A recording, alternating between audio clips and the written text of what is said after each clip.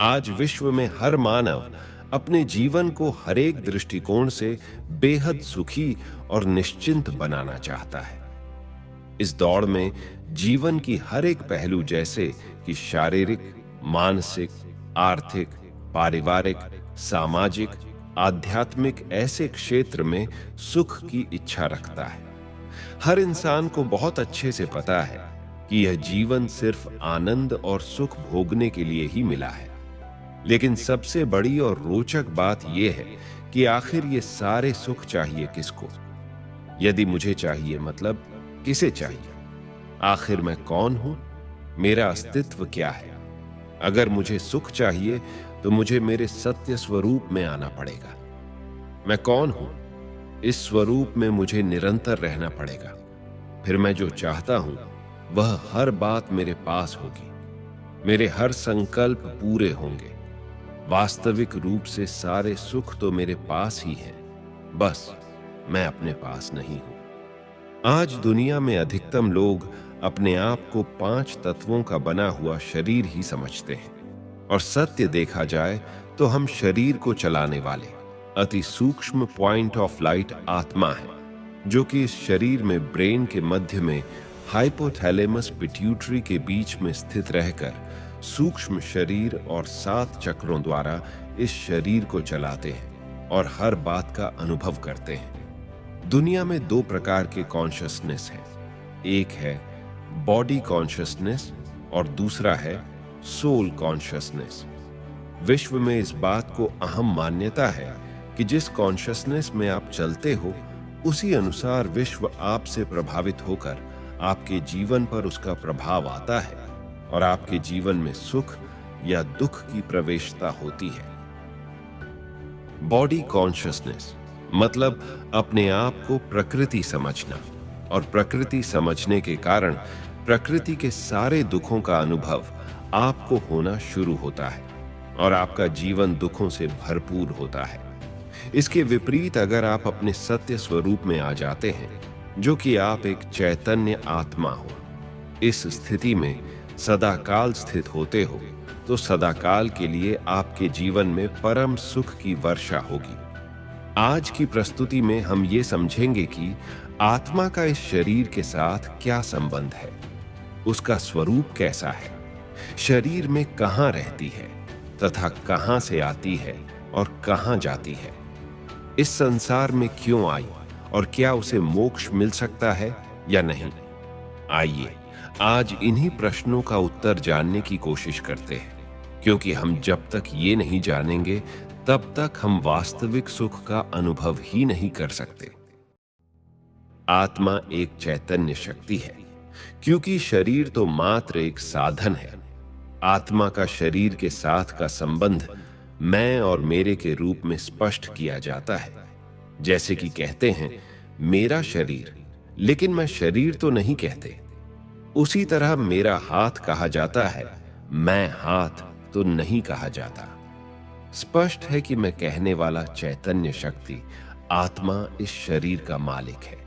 जिस प्रकार किसी व्यक्ति के हाथ में चाकू हो तो उस चाकू को पता नहीं है कि मुझे सब्जी काटनी है या किसी व्यक्ति का गला काटना है, वह निर्णय नहीं करता। उसी तरह उस चाकू का प्रयोग करने वाले हाथ भी यह नहीं सोचते कि मुझे इससे कोई सब्जी काटनी है या किसी व्यक्ति को मारना है, क्योंकि हाथ भी चाकू की तरह एक साधन है। सोचने वाली शक्ति, निर्णय करने वाली शक्ति तो आत्मा ही है। आत्मा एक अति सूक्ष्म दिव्य ज्योति बिंदु स्वरूप है। इसलिए व्यक्ति जब शरीर छोड़ता है तो दीपक जलाते हैं, अर्थात शरीर में स्थित चैतन्य ज्योति के यादगार स्वरूप ज्योति जगाते हैं। शरीर में आत्मा का निवास स्थान कहाँ है? दुनिया में आत्मा के शरीर में निवास के विषय में कई प्रकार की मान्यताएं हैं। जैसे कई लोग यह मानते हैं कि आत्मा हृदय में रहती है, लेकिन जब ऑपरेशन करके हृदय प्रत्यारोपण किया जाता है तो सवाल उठता है कि उस वक्त आत्मा कहाँ रहती है। कई कहते हैं कि आत्मा सारे शरीर में भ्रमण करती है। अब एक ही व्यक्ति एक ही समय में सुन भी रहा है, देख भी रहा है। बोल भी रहा है, हाथ भी हिला रहा है और चल भी रहा है, तो उस वक्त आत्मा कहाँ रहती है? इससे स्पष्ट है कि आत्मा का एक निश्चित स्थान होना चाहिए।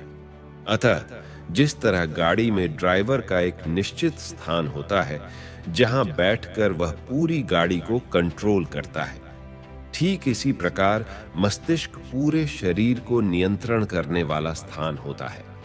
अतः आत्मा भी मस्तिष्क एवं स्नायु तंत्र के द्वारा शरीर की सभी कर्मेंद्रियों एवं ज्ञानेंद्रियों पर नियंत्रण रखती है। मेडिकल साइंस के द्वारा भी यह प्रमाणित किया गया है कि हाइपोथैलेमस और पिट्यूटरी ग्लैंड के बीच में आत्मा निवास करती है। इसीलिए व्यक्ति जब अपने भाग्य की बात करता है तब वह अपना हाथ मस्तक पर फेरता है। यानी भाग्य शरीर में नहीं है, परंतु आत्मा भाग्य लेकर आती है और लेकर जाती है। चूंकि आत्मा भ्रिकुटी के पीछे बैठी रहती है, अतः लोग कपाल में भाग्य को दर्शाते हैं। इसलिए भारत में हिंदू चंदन का तिलक भी भ्रिकुटी के मध्य में ही लगाते हैं। आपके मन में सवाल आता होगा कि चंदन का ही तिलक क्यों लगाया जाता है, और वह भी एक छोटा सा बिंदु के रूप में ही क्यों लगाया जाता है? इसका कारण यह है कि आत्मा का स्वरूप अति सूक्ष्म बिंदु है। चंदन का रंग सुनहरा होता है।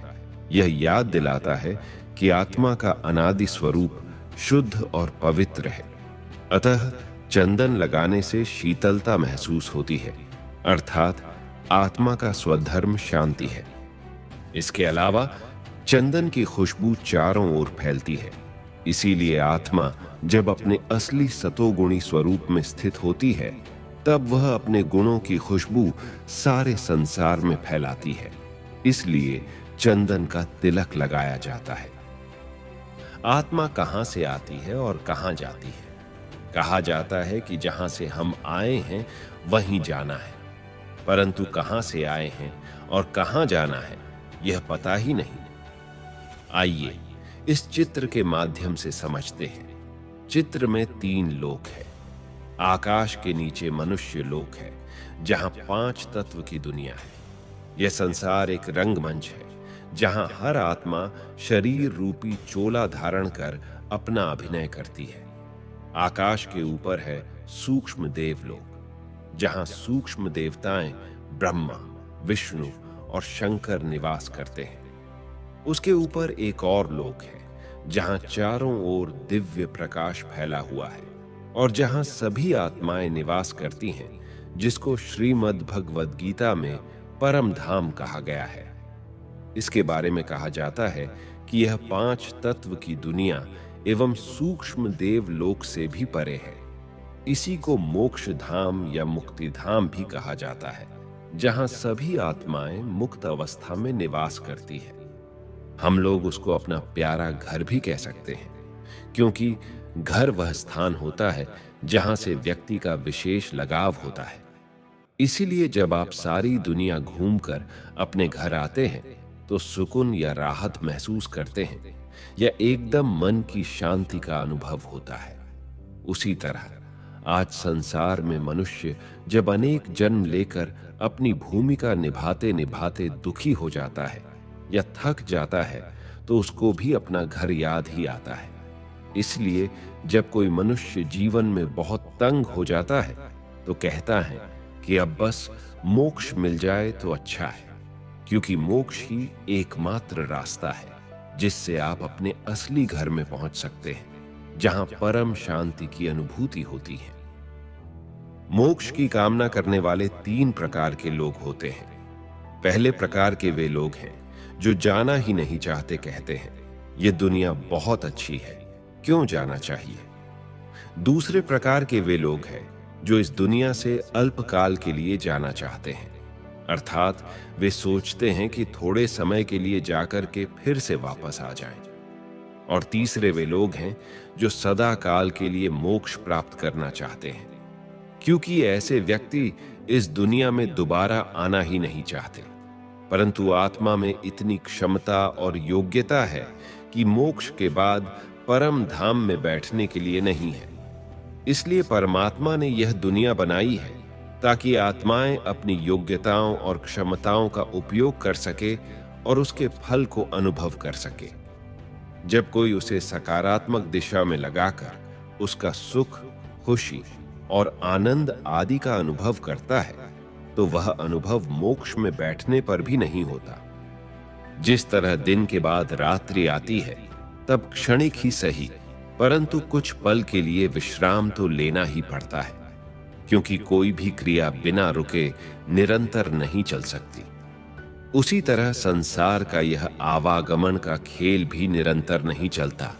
एक समय आता है जब कुछ समय के लिए अवकाश लेना ही पड़ता है। सृष्टि रंगमंच पर अपना पाठ निभाने के पश्चात हमें भी लौटना पड़ता है। फिर निश्चित समय पर आत्माएं धीरे धीरे वापस लौटकर पुनः सक्रिय रूप से अपनी भूमिका निभाती हैं। इस प्रकार इस संसार में आत्माएं बढ़ती जाती हैं। जाने के समय सब एक साथ जाते हैं, परंतु आने के समय सब इस संसार में अपने अपने समय पर आते हैं। इस प्रकार इस संसार की जनसंख्या धीरे धीरे बढ़ने लगती है, और जब ऊपर से सारी आत्माएं नीचे आ जाती हैं, तब परमात्मा भी अपने वायदे अनुसार आकर सबको साथ ले जाते हैं। जैसे किसी व्यक्ति का परिचय लेते हैं, वैसे ही आज हमने आत्मा के परिचय में 5 बातों को जाना। पहला, यह कि उस चैतन्य शक्ति का नाम है आत्मा, अर्थात आत्मा कहो, रूह कहो, सोल कहो, शक्ति कहो या एनर्जी कहो। दूसरा, हमने इसके स्वरूप के बारे में ये जाना कि यह अति सूक्ष्म दिव्य ज्योति बिंदु स्वरूप है। तीसरा, हमने ये जाना कि उसकी योग्यताएं 7 गुण ज्ञान, पवित्रता, प्रेम, शांति, सुख, आनंद और शक्ति है। अगर आप इन सभी गुणों के बारे में डिटेल्स में जानना चाहते हैं तो हमारे चैनल पर मौजूद है, जाकर देख सकते हैं। चौथा, हमने ये जाना कि उसका अस्थाई पता भ्रिकुटी के मध्य और स्थाई पता शांति धाम है। और 5वां, हमने ये जाना कि उसका वर्तमान कार्य है 7 गुणों से स्वयं को संपन्न बनाकर अपने जीवन को जीना, क्योंकि यही मानव जीवन जीने का परम उद्देश्य है। मित्रों, यही है आत्मा का संपूर्ण परिचय। आपको यह प्रस्तुति कैसी लगी, कमेंट्स में जरूर बताइएगा। और अगर आप हमारे चैनल पर नए हैं तो हमारा सात्विक चैनल को सब्सक्राइब अवश्य कीजिएगा। धन्यवाद।